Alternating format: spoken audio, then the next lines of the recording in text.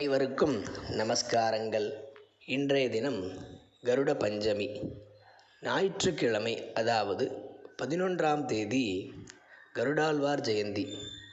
இந்த இரு தினங்களிலும் கருடாழ்வாரை வழிபட ஓர் ரகசியமான கருட மந்திரம்.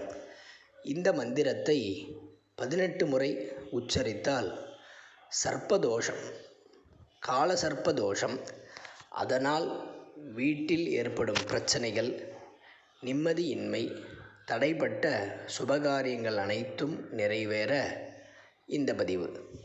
கருடாழ்வார் மந்திரம்: ஓம் ஸ்ரீ காருண்யாய கருடாய வேதரூபாய வினதாபுத்ராய விஷ்ணுபக்தி பிரியாய அமிர்த கலசஹஸ்தாய பகுபராக்கிரமாய பக்ஷிராஜாய சர்வவக்ரநாசனாய சர்வதோஷ சர்ப்பதோஷ விஷசர்ப்ப விநாசனாய நமஹ.